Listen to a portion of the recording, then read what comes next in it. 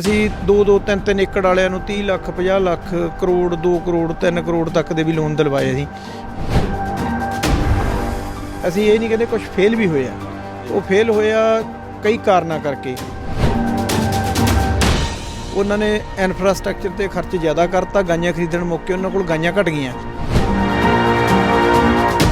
ਅਸੀਂ commercial dairy farming ਕਾਮਯਾਬ ਹੋਈ। ਜਦੋਂ ਕਾਮਯਾਬ ਹੋਈ ਤਾਂ ਕਾਮਯਾਬ ਬੰਦਿਆਂ ਨੂੰ ਹਰੇਕ ਨੂੰ ਆਪਣੇ ਧੰਦੇ ਦਾ ਵੀ ਖਤਰਾ ਵੀ ਹੁੰਦਾ। ਜਿਨ੍ਹਾਂ ਨੇ 20 ਗਾਈਆਂ ਤੋਂ ਸ਼ੁਰੂ ਕੀਤਾ, ਅੱਜ 70 ਗਾਈਆਂ ਦੇ ਫਾਰਮ ਉਹਨਾਂ ਦੇ ਸਟੈਬਲਿਸ਼ ਹੋ ਗਏ ਆ।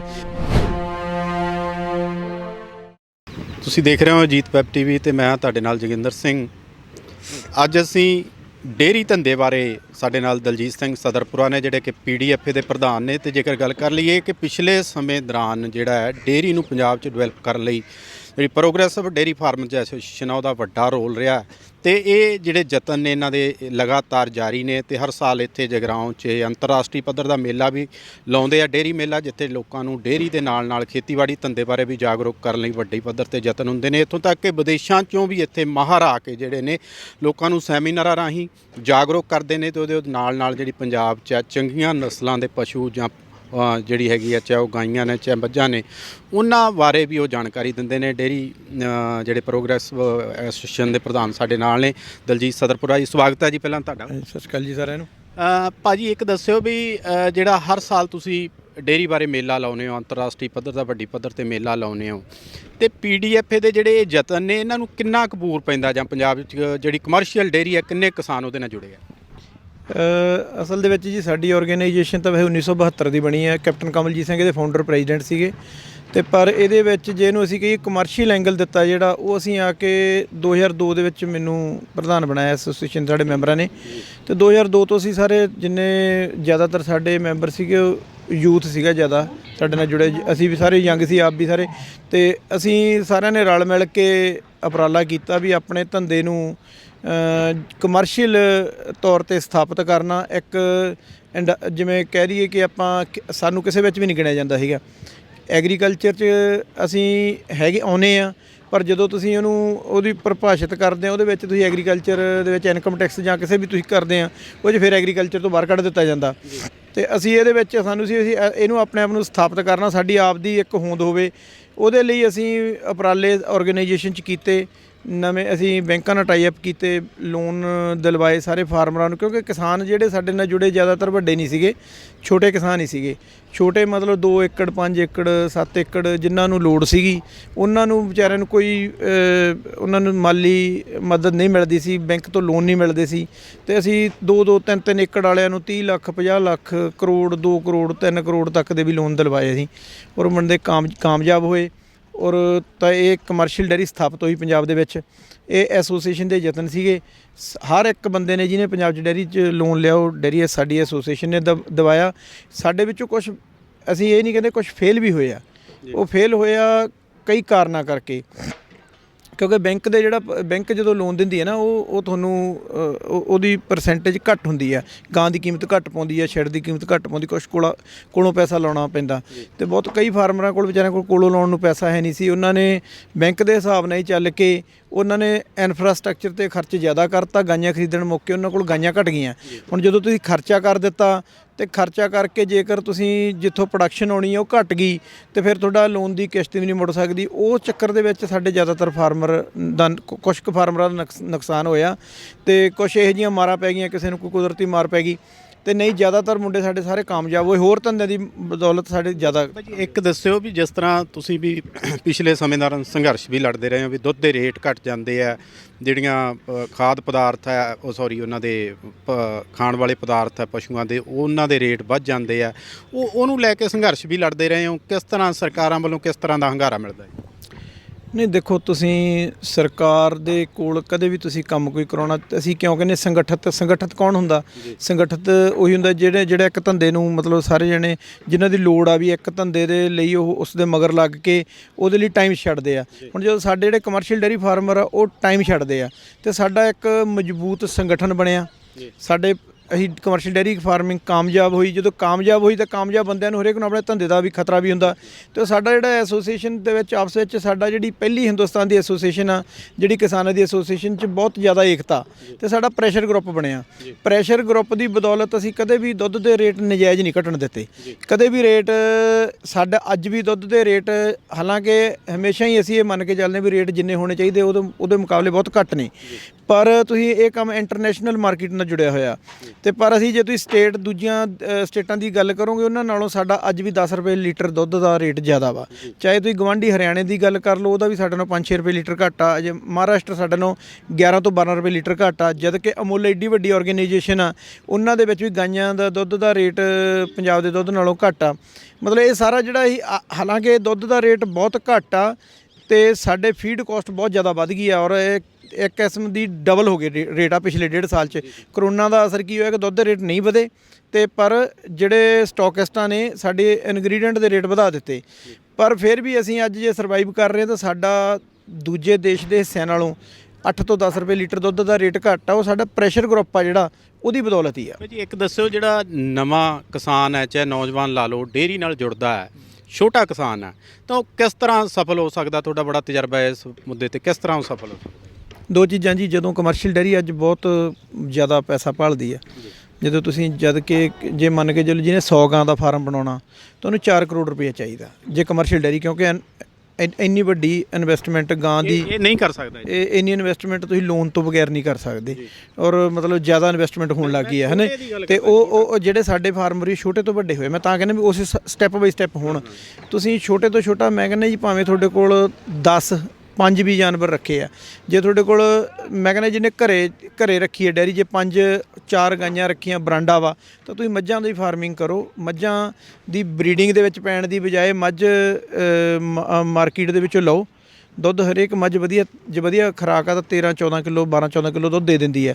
ਜਦੋਂ ਦੁੱਧ ਘਟਿਆ ਜੀ, ਉਹਨੂੰ ਵੇਚ ਦਿਓ ਫੰਡਰ ਨੂੰ, ਉਹਦਾ 'ਚ 20,000 ਰੁਪਇਆ ਪੈਂਦਾ, 15-20-30,000 ਰੁਪਇਆ ਪੈ ਕੇ ਤੁਸੀਂ ਨਵੀਂ ਲਿਆਓ। ਇਸ ਤਰੀਕੇ ਦੀ ਡੇਅਰੀ ਕਾਮਯਾਬ ਆ।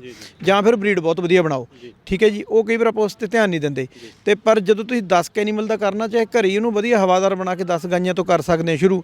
ਆਟੋਮੈਟਿਕਲੀ ਤੁਹਾਡੀ 5-7 ਸਾਲਾਂ ਦੇ ਵਿੱਚ ਨਾ 10 ਗਾਈਆਂ ਤੋਂ ਤੁਹਾਡੀਆਂ ਆਪੇ 30-40-50 ਤੇ ਚੱਲੇ ਜਾਣਾ। ਸਾਡੇ ਬਹੁਤ ਮੁੰਡੇ ਆ ਜਿਨ੍ਹਾਂ ਨੇ 20 ਗਾਈਆਂ ਤੋਂ ਸ਼ੁਰੂ ਕੀਤਾ, ਜੇ 70-70 ਗਾਈਆਂ ਦੇ ਫਾਰਮ ਉਹਨਾਂ ਦੇ ਸਟੈਬਲਿਸ਼ ਹੋ ਗਏ ਆ।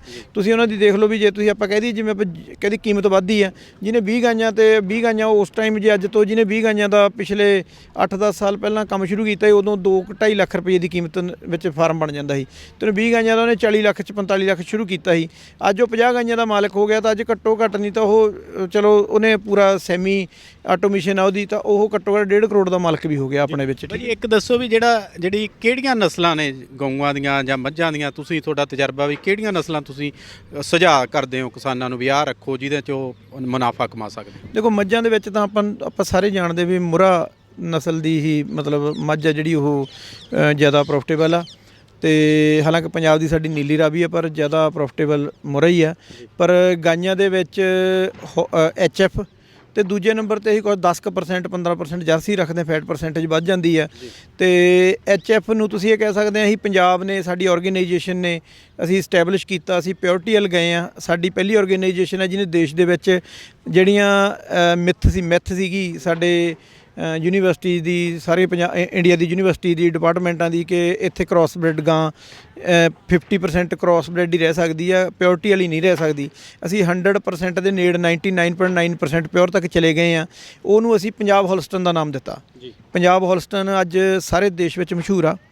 ਪੰਜਾਬ ਦੇ ਅੱਜ ਇੱਕੋ ਸੂਬਾ ਵਾ ਜਿਹੜਾ ਸਾਰੇ ਦੇਸ਼ ਨੂੰ ਗਾਂ ਦੀ ਸਪਲਾਈ ਕਰਦਾ। ਔਰ ਸਾਡੇ ਫਾਰਮਾਂ ਦੇ ਮੁੰਡੇ ਜਿਹੜੇ ਵਧੀਆ, ਜਿਹੜੇ ਪੈਸੇ ਆ 2 ਲੱਖ 3 ਲੱਖ 4 ਲੱਖ ਤੱਕ ਵੀ ਗਾਂ ਦਾ ਵੱਟ ਲੈਂਦੇ ਆ, ਠੀਕ ਹੈ ਜੀ। ਬਰੀਡਰ ਆ। ਅਤੇ ਇਸ ਕਰਕੇ ਜਿਹੜੀ ਹੋਲਸਟਨ ਆ ਅੱਜ ਪੰਜਾਬ ਉਹਦੇ ਵਿੱਚ ਰਾਜਾ ਵਾ। ਪੰਜਾਬ ਹੈ ਕਹਿੰਦੇ ਪੰਜਾਬ ਦੀ ਅੱਜ ਕੱਲ੍ਹ ਝੰਡੀ ਆ। ਪੰਜਾਬ ਹੀ ਸਾਰੇ ਦੇਸ਼ ਨੂੰ ਸਪਲਾਈ ਕਰਦਾ। ਅਤੇ ਇੱਥੇ ਜਿਹਨੇ ਫਾਰਮ ਬਣਾਉਣਾ ਉਹਦੇ ਲਈ ਬੜਾ ਸੌਖਾ, ਕਿਉਂਕਿ ਇੱਥੇ ਗਾਂ ਵੀ ਬਹੁਤ ਵਧੀਆ ਵਾ, ਇੱਥੇ ਫੋਡਰ ਅਵੇਲੇਬਿਲਿਟੀ ਬਹੁਤ ਵਧੀਆ ਹੈਗੀ ਆ। ਤੇ ਇੱਥੇ ਮਾਰਕੀਟ ਹਰ ਚੀਜ਼ ਦੀ ਵਧੀਆ ਵਾ, ਇੱਥੇ ਸਟੈਬਲਿਸ਼ ਹੋ ਦੱਸੋ ਗਈ ਜੀ, ਪਿਛਲੇ ਸਮੇਂ ਦੌਰਾਨ ਜਿੱਦਾਂ ਤੁਸੀਂ ਕਹਿੰਦੇ ਹੋ ਦੁੱਧ ਦੇ ਨਾਲ ਤੁਸੀਂ ਵਪਾਰ ਨਾਲ ਵੀ ਜੁੜੇ ਹੋਏ ਹੋ, ਪਿਛਲੇ ਸਮੇਂ ਦੌਰਾਨ ਜਿਹੜਾ ਇੱਕ ਸਮੱਸਿਆ ਆਈ ਸੀ, ਕਈ ਜਥੇਬੰਦੀਆਂ ਵੱਲੋਂ ਜਿਹੜਾ ਗਊਆਂ ਬਾਹਰ ਜਾਣ ਤੋਂ ਰੋਕਤੀਆਂ ਸੀ, ਉਹ ਬੜੀ ਸਮੱਸਿਆ ਇੱਕ ਖੜੀ ਹੋਈ ਸੀ, ਤੁਸੀਂ ਸੰਘਰਸ਼ ਵੀ ਲੜੇ ਸੀ, ਹੁਣ ਉਹ ਸਮੱਸਿਆ ਕਿੱਥੇ ਖੜੀ ਹੈ ਜੀ? ਉਹ ਅਸੀਂ ਸਰਕਾਰ ਤੋਂ ਮਗਰ ਪੈ ਕੇ ਉਦੋਂ ਐਨਓਸੀ ਜਿਹੜੀ ਵਾਲਾ ਸਿਸਟਮ ਸੀ ਉਹ ਖਤਮ ਕਰਾਤਾ ਸੀ। ਉਹ ਐਨਓਸੀ ਪਹਿਲਾਂ ਡੀਸੀ ਤੋਂ ਮਨਜ਼ੂਰੀ ਹੋ ਕੇ ਹੁੰਦੀ ਸੀ, ਹੁੰਦੀ ਹੀ ਨਹੀਂ ਸੀ, ਤੇ ਉਹ ਹੁਣ ਸਿੱਧੀ ਲੋਕਲ ਐਸਬੀਓ ਤੱਕ ਕਰਾਤੀ ਸੀ ਅਸੀਂ ਉਹ ਖਤਮ ਹੋ ਗਈ ਜੀ, ਉਹ ਸਮੱਸਿਆ ਖਤਮ ਹੋ ਗਈ। ਅੱਜ ਦੀ ਡੇਟ ਦੇ ਵਿੱਚ ਗਾਂ ਜਾਊ ਲਊ ਕਿੱਥੋਂ, ਕੋਈ ਗਾਂ ਲੈਣੀ ਤਾਂ ਇਕੱਲਾ ਪੰਜਾਬ ਰਹਿ ਗਿਆ ਜੀ।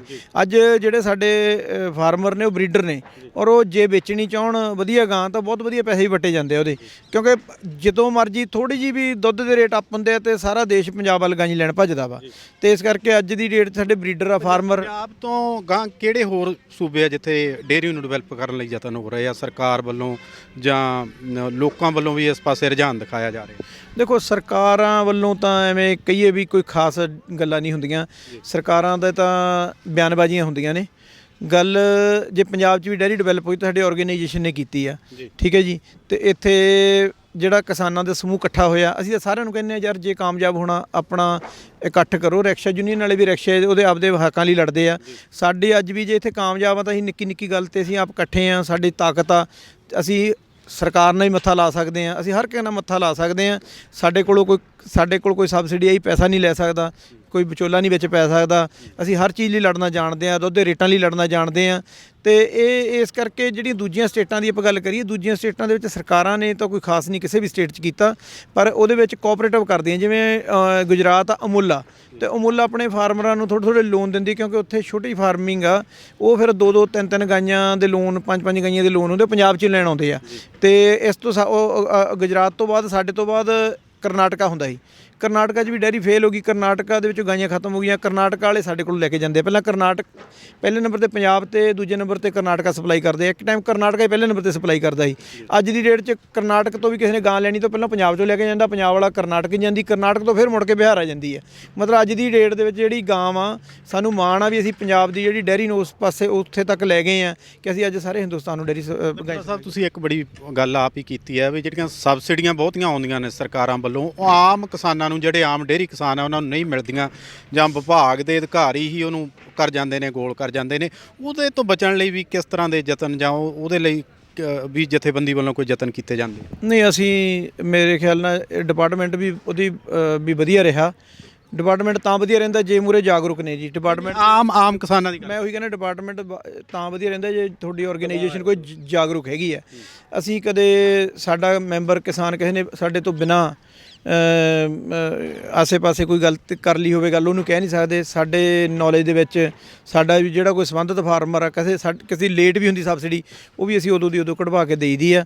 ਸਬਸਿਡੀ ਜੇ ਆਰਗੇਨਾਈਜੇਸ਼ਨ ਤਕੜੀ ਹੈ ਨਾ, ਪੈਸਾ ਨਹੀਂ ਕੋਈ ਲੈ ਸਕਦਾ ਜੀ। ਔਰ ਆਮ ਕਿਸਾਨ ਵੀ ਆਰਗੇਨਾਈਜੇਸ਼ਨ ਨਾਲ ਜੁੜ ਕੇ ਜਿਹੜਾ ਲਾਭ ਲੈ ਸਕਦਾ? ਬਿਲਕੁਲ, ਆਮ ਲੋਕਾਂ ਦੀ ਆਰਗੇਨਾਈਜੇਸ਼ਨ ਹੈ ਜੀ। ਅਸੀਂ ਤਾਂ ਕਹਿੰਦੇ 5 ਗਾਈਆਂ ਵਾਲਾ, 5 ਮੱਝਾਂ ਵਾਲਾ, ਉਹਦੀ ਕੋਈ ਸਮੱਸਿਆ ਸਾਡੇ ਕੋਲ ਮੈਂਬਰ ਬਣ ਕੇ ਉਹ ਸਾਡੇ ਨਾਲ ਜਿਹੜੀ ਵੀ ਉਹਦੀ ਕੋਈ ਸਮੱਸਿਆ ਉਹਨੂੰ ਕਿਵੇਂ ਡਿਵੈਲਪ ਕਰਨਾ ਅਸੀਂ ਕਰਾਉਂਦੇ ਹਾਂ ਜੀ। ਅਸੀਂ ਤਾਂ ਲੱਭਦੇ ਹਾਂ ਪਿੰਡਾਂ 'ਚੋਂ ਜਿਹੜੇ 2-4 ਗਾਈਆਂ ਮੱਝਾਂ ਵਾਲੇ ਆ ਵੀ ਉਹ ਡਿਵੈਲਪ ਹੋਣ, ਉਹਨਾਂ ਦੀ ਹਰ ਹੈਲਪ ਕਰਨ ਨੂੰ ਅਸੀਂ ਤਿਆਰ ਹਾਂ। ਜਿਹੜਾ ਡੇਅਰੀ ਮੇਲਾ ਹੈ ਇਸ ਵਾਰ, ਇਹ 'ਚ ਕੀ ਨਵਾਂ ਕੀ ਹੈ ਜਾਂ ਕਿਸ ਤਰ੍ਹਾਂ ਦੇ ਯਤਨ ਹੋਣਗੇ, ਥੋੜ੍ਹਾ ਜਿਹਾ ਉਹਦੇ ਬਾਰੇ ਵੀ ਦਰਸ਼ਕਾਂ ਨੂੰ ਪਾ ਦਿਓ ਚਾਨਣਾ। ਤੇ ਜਿਹੜੇ ਮੁਕਾਬਲੇ ਵੀ ਹੋਣੇ ਪਸ਼ੂਆਂ ਦੇ, ਉਹਦੇ ਬਾਰੇ ਵੀ ਦੱਸ ਦਿਓ, ਉਹ 'ਚ ਕਿੰਨੇ ਕੁ ਇਨਾਮ ਹੁੰਦੇ ਨੇ, ਕਿਸ ਤਰ੍ਹਾਂ ਹੁੰਦਾ? ਦੇਖੋ, ਜਿਹੜੇ ਮੁਕਾਬਲੇ ਹੁੰਦੇ ਜੀ, ਇਨਾਮ ਤਾਂ ਜਿਵੇਂ ਪਹਿਲੀ ਗਾਂ ਮੱਝ ਨੂੰ ਲੱਖ ਰੁਪਈਆ, ਦੂਜੀ ਨੂੰ ਅਲੱਗ-ਅਲੱਗ ਐ ਥੋੜ੍ਹਾ ਘੱਟਦੇ ਸੀ। 10 ਨੰਬਰ ਤੱਕ ਹਰੇਕ ਕੈਟਾਗਰੀ 'ਚ ਇਨਾਮ ਦਿੰਦੇ ਆ। ਅਲੱਗ-ਅਲੱਗ ਬਹੁਤ ਕੈਟਾਗਰੀਆਂ ਨੇ। ਦੁੱਧ ਦੀ ਗਾਈਆਂ ਦੀ ਕੈਟਾਗਰੀ ਆ, ਵੱਡੀਆਂ ਦੀ, ਦੁੱਧ ਦੀ 2 ਦੰਦ ਦੀ ਕੈਟਾਗਰੀ ਆ, ਮਿਲਕਿੰਗ ਦੀ। ਇਸੇ ਤਰੀਕੇ ਨਾਲ ਮੱਝਾਂ ਦੀ ਮਿਲਕਿੰਗ ਦੀ, ਜਰਸੀ ਦੀ ਮਿਲਕਿੰਗ ਦੀ, ਇਸੇ ਤਰੀਕੇ ਨਾਲ ਬਰੀਡ ਦੇ ਮੁਕਾਬਲੇ।